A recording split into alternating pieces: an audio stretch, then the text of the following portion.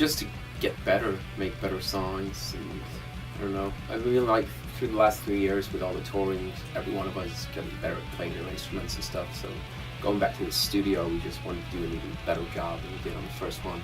Yeah, we didn't really have any master plan when we made a new album. It just basically turned out the way it did. We made 11 songs, and yeah, that's the songs that are on the album. We didn't, like everything else, we don't overthink stuff too much. It's as long as it's good, we'll do it. So.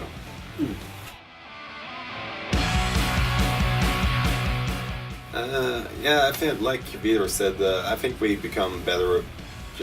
Just from all the touring we did on the first album, I think we become better at playing our instruments and just more confident too. Like, yeah, like the first record was the first time we were in the real studio and made a record. This time we kind of knew what we were getting into. We knew Kurt, he knew us, so it was just more relaxed and easier in a way. Yeah, and I think we managed to expand on the sound on the first album. Like we're doing some new stuff on this one, and like, yeah, I think we're pushing our limits. Like it's heavier and it's more like catchy, and yeah, doing a lot of different things on this new one. So yeah, we're super happy with it.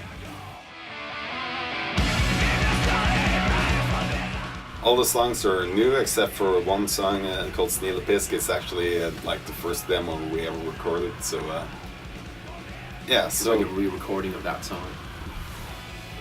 Yeah, it just fit in with the new song, so it's just a cool thing to do. So we had some time up from tours. We had like 2 really intense months, and I think it was June, July where we rehearsed a lot before we hit the studio in August. So I mean, all the songs are like pretty new. Yeah, they're super fresh. Yeah.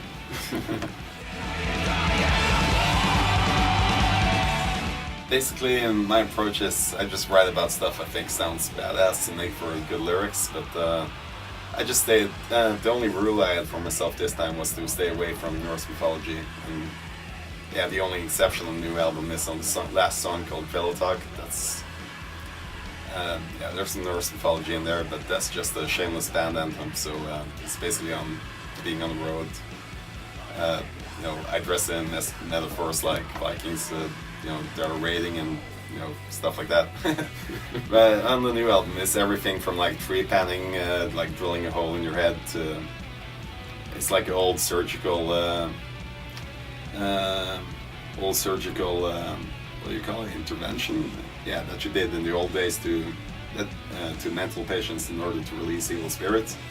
So that turned into a lyric, and yeah, then there's songs about quitting your day job, and everything from performing rituals to to get the great old spirit to enter your head, and yeah, it's a lot of crazy stuff on there.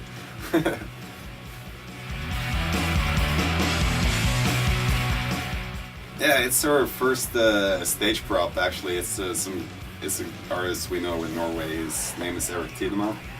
He's a crazy guy who makes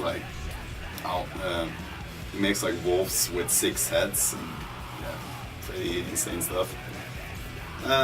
Yeah, he made an owl mask for us, and yeah, it's just something we're gonna use like when we play like really big stages, and just kind of to spruce up the set, kind of. So yeah, it's just a cool thing to do. Yeah, it's because that kind of owl is in danger of becoming extinct, so we have to carry papers around to show that we're allowed to have it.